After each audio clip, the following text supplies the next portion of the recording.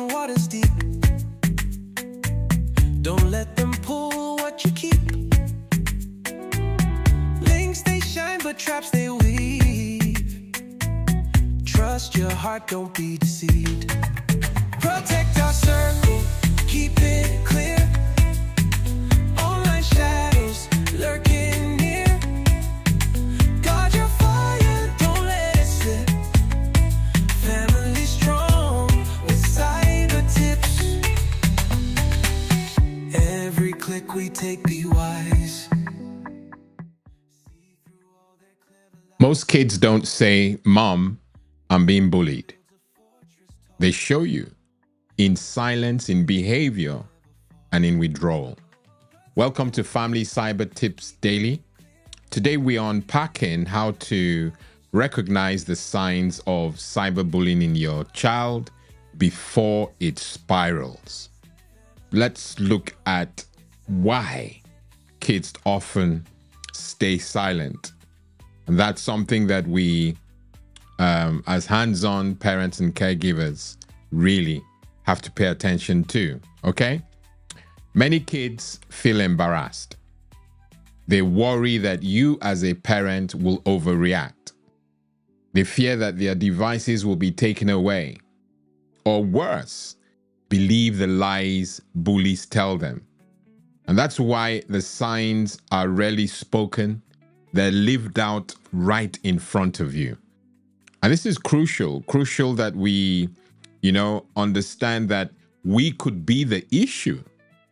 If a kid has decided to keep things from you, or feel embarrassed like I've mentioned, or fear that their devices are going to be taken away, if you compare that consequence to the ill of cyberbullying, really, parents have to wake up.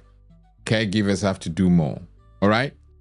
Let's observe and try and work out what the warning signs to watch out for really are. I had an opportunity to attend an awesome webinar yesterday, and it was eye-opening. I shed a tear. Of course, no one knows. I shed a tear too, just the love that I felt, and more importantly, the questions that were being generated from the platform. And I addressed one of those questions which informed today's episode, amongst many other things that I've plugged in. But let's look at the warning signs, to watch out for, that would suggest, in many cases confirm, that our kid or kids are being cyberbullied. Okay?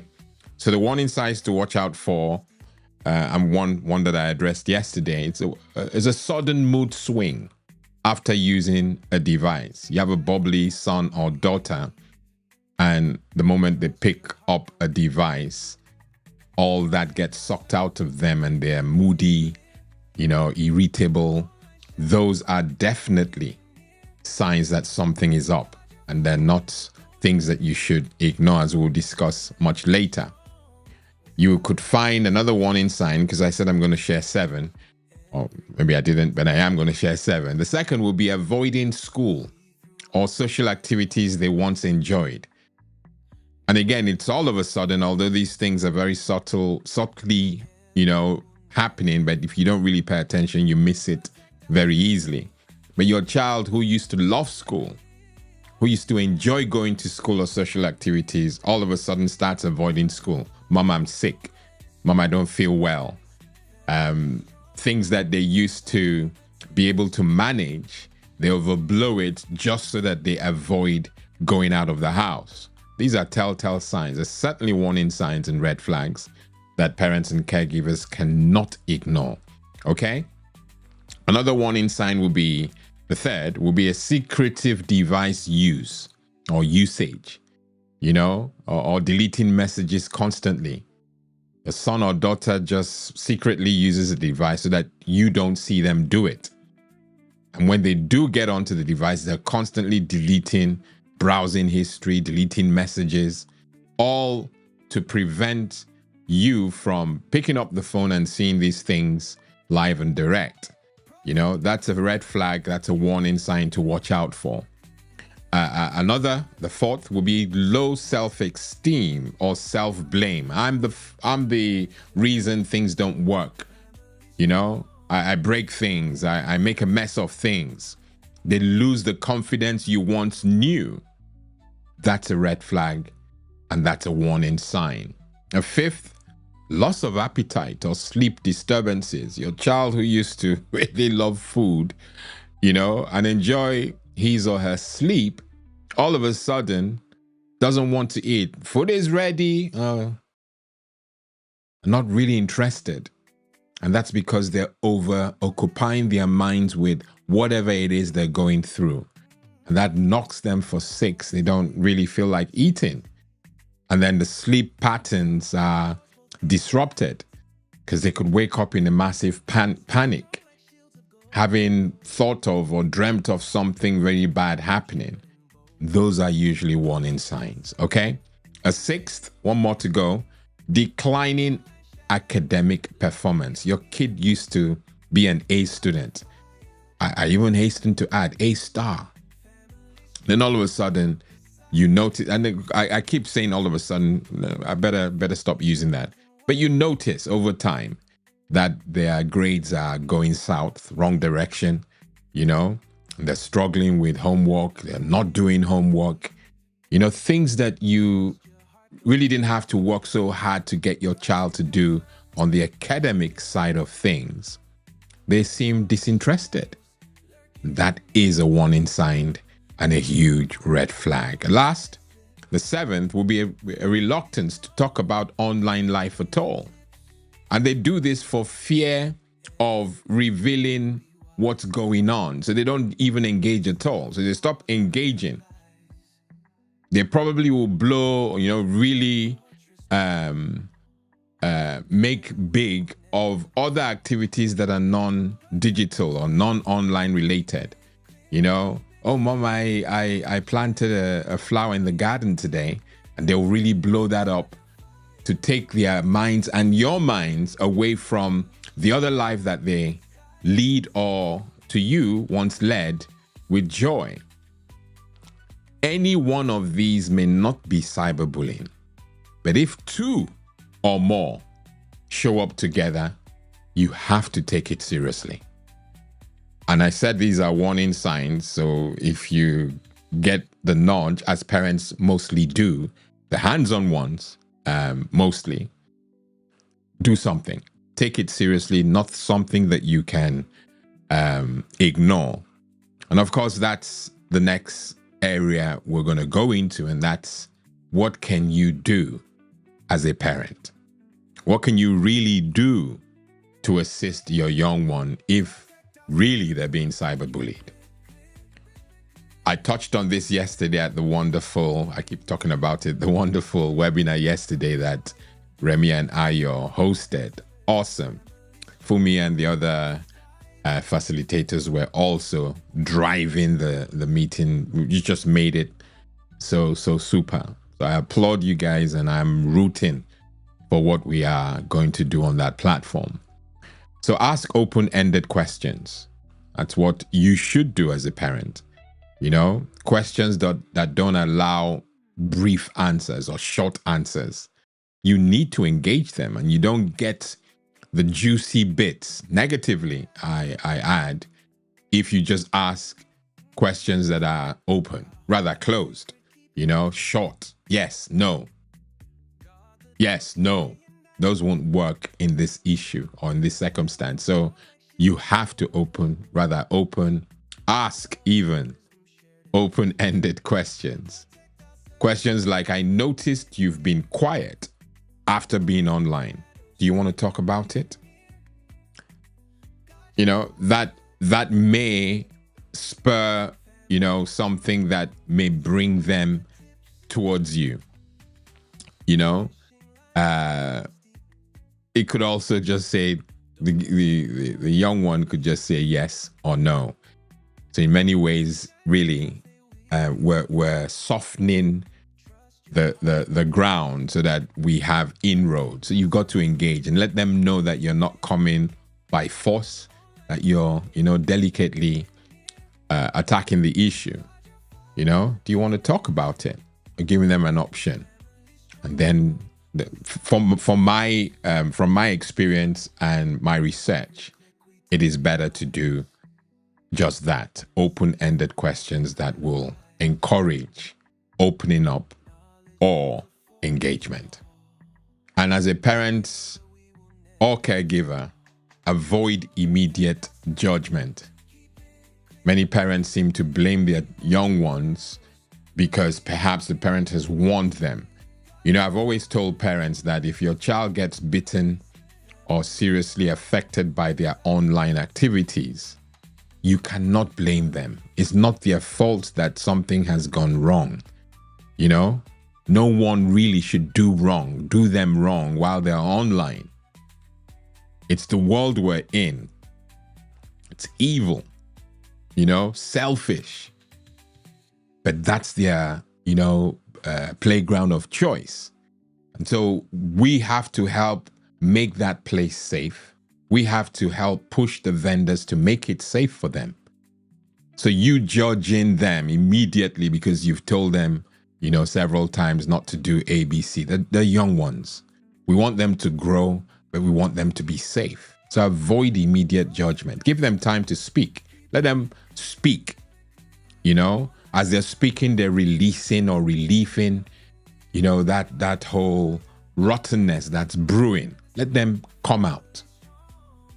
So you have some work to do to, chill. Yeah, that's the word, chill. All right, as a parent caregiver. Another thing that you can do as a parent is review their online history or chats, and make sure that you are doing it. You're doing it consistently. Don't do it solo. Do it with permission. Involve them. It has to be a review or a chat together, not behind their backs. None of the behind their backs, the spying, none of that works anymore. And quote me, doesn't work. It ends badly. Okay?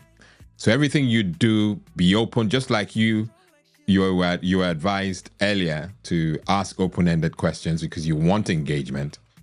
In equal measure, when you do anything for them or to protect them, carry them along. Let them know. That works better than the spying, and all that stuff, the secret stuff, secret cameras and all that just will blow up badly. Okay? Now, for the extended issues that may arise, because cyberbullying can't be legal, and if there's some people that get it really wrong or get exposed to the really bad stuff where authorities have to get involved, then you have to start saving evidence. If bullying is confirmed, start saving, help them save evidence of, pictures.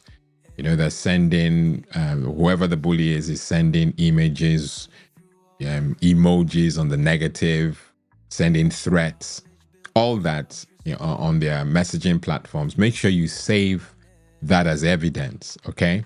Once it's confirmed, I would even go further and say, if you are really engaged with your young one, it takes time, but again, you do anything for your young one, save chats anyway. You can save them to the cloud. That way, if it's required, you're not now struggling another issue, oh, we don't have it. Make sure that you're doing everything possible to prevent. That's the amount of work we have to do. It is tedious, but it's the amount of work we have to do as your young one has decided that's the playground of choice. Okay? Now, report the bully to the platform or school. If the bullying is on an online platform, the vendors now have reporting tools that you can use to either block or report to the vendor. And if it's happening on the school, platform or network, the same thing. Cyberbullying is frowned upon, and there are a lot of mitigations, a lot of help that there's a lot of help that the school offer. But if you don't ask, you're not going to get it. So you, the parents, take the initiative with your child and say, you know what, this is going too far. We've got to make sure that we are logging this with the authorities. It will help in the long run. Usually the cyberbully may threaten them. If you tell anybody, I'm going to do A, B, C, D. If it has to end, it has to end. And so if you walk with your child and they feel comfortable enough, make sure you report it. You don't want a situation where this ends really badly and you are blamed for not reporting it because you noticed it. Or worse still, you knew it was going on, you suspected it was going on, but because your relationship with your young one is fragile, you've kept it quiet.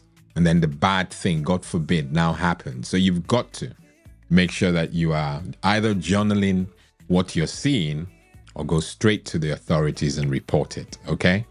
Of course, you escalate it if a crime has been committed to the police firmly, okay? But support the child and make sure you're doing it together, all right? One more, offer emotional support and professional help if needed, all right? There are many, myself included. I offer what I do now, giving you the advice I'm giving you now. When it's over the top or when it's more than I can, help with, I signpost you. So if this is your reality, please feel free to book a chat or send an email if you want to be anonymous. And I will work with you. For not anything I can't provide, I would signpost you to people who know, okay? This is an evil that has to stop. You're not invading their privacy by, engaging. You're defending their peace. And perhaps even more importantly, you're defending your family. All right? Very important. Okay? Cyberbullying doesn't always show up in bruises. You don't have to have a scar, but it does leave marks. And at times, really, really bad marks. You are your child's safe place. Yesterday, I said that you are the most powerful person in your young one's life. You're the strongest and most powerful line of defense. So you've got to be alert. You've got to be present. You've got to be their voice if they lose theirs. And kids generally lose theirs when they're intimidated or overpowered. You are the parent. You have bragging rights. You're so powerful, more than you know. Okay? So please, if this has been helpful, do the usual. Give me a thumbs up. And that's this one. The other one that we run away from. Okay? And share this with a parent who needs to hear it. I'm certain that you've had a few people, whisper, oh, this is happening to my son or daughter. And some of us, we just keep it. By us, I mean some parents keep it to themselves because usually it will reveal to the world that you are a hands-off parent, if those things are happening. Some see it as a weakness on, parenting. Nothing could be further from the truth. It happens, okay? This is Family Cyber Tips Daily, helping you protect what matters most, okay?